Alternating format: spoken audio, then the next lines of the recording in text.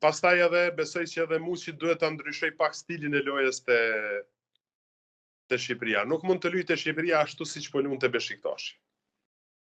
Atje është një skuadër që e ka topin në posedim, Muçi ka hapësina më tepër, dallon shumë kampionati prej lojnave të kombëtarës. Dallon shumë edhe besoj që Muçi duhet luaj me 2 takime derisa të vjen rasti me bomazgjin e tij që ai mund ta bëj. Por unë kam përshtypjen se Muçi po futet edhe në fillim kur u fut ai donte gjithë neve me na tregu se sa vlen, tash nuk ka nevojë, sepse është në klub të madh, ka bërë kontratë jashtëzakonisht mirë, është shumë rahat. Edhe Muçi duhet me vetveten që kur të futet në lojë të jetë në shërbim të kombëtarës. Për atë sa minuta sa të luajë. Ti ndihmoj kombëtarës sepse na shumë duhet me sfushorët e tonë të vrapojnë në fazën defanzive, të mos humb asnjë top, të luaj thjesht, edhe kur t'i vjen momenti, situatat që ai të merr topin, të dribloj, të xhuj, të bëj atë që din me bë mas mirti, të pret atë moment edhe t'i bëj gjërat e tij. Jo tentoj diçka me zor, sepse nuk shkon me zor në futboll.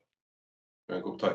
Dhe për ta mbyllur profesor një pyetje të fundit të rreth Maramita, ishte i mrekullueshëm, fantastik dje me drejtimet e tij dhe vetë Silvinjon e ka manitur, sepse Silvinjo tha më në konferencë për shtyp nuk e prisja, tha se përpara atij kishte lojtar të Tottenhamit, të Newcastle dhe luante në atë lloj forme.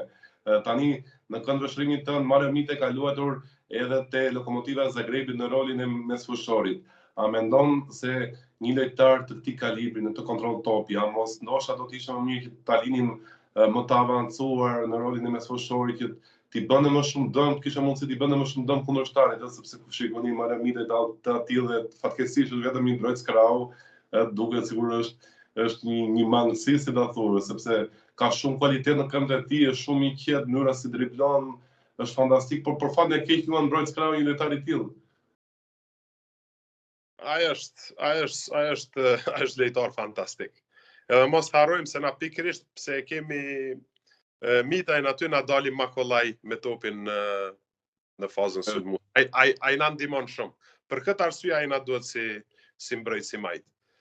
Unë pak i kam pa me Hoxhën, sepse Hoxhën e kam pas lojtar, edhe janë të dy lojtarë që janë të frikshëm një me ne, domethënë edhe Hoxha është super lojtar, edhe në të ardhmen e shoh një bashkëpunim shumë të mirë mes tyre, sepse unë mendoj se Shqipënia ka bërë një gest fantastik që e ka marrë Arber Hoxhën. Arber Hoxha është një lojtar i jashtëzakonshëm. Akoma do ta shohim mazgjin e tij. Çfarë mendon se do të sjellë Shqipërisë Arber Hoxha?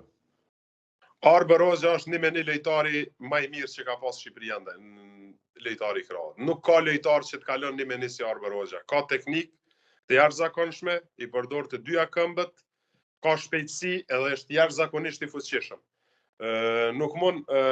Arber Hoxha nuk mund asnjë mbrojtës t'ja fitoj duelin pa ja futi ai topin para. Domethënë, unë e kom pa edhe me ndeshje me Betisin, e kom pa edhe ndeshje me PAOK-un, e përcjell edhe kampionatin kroat.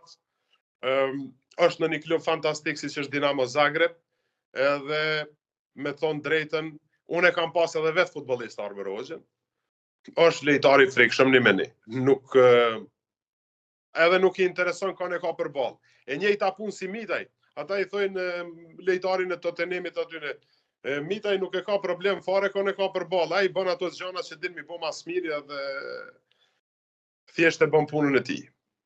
Okej, dhe për mbyllje, a është Muçolli befasia më e madhe e jotja në këto dy ndeshje miqësore, një lojtar i ri, pa aktivizuar shumë me Shqipërinë dhe që bën një performancë të tillë, si të është dukur performanca e Muçollit? Lojtar shumë interesant, gjithsesi që e rrit konkurrencën edhe më kalon për shtypje jashtëzakonisht pozitive. Nuk mund të themi se është në zbulim ku me di se çfarë, por që ka dhënë sheja shumë pozitive dhe se bëhet fjalë për një lojtar kualitativ, këtë mund ta themi me siguri.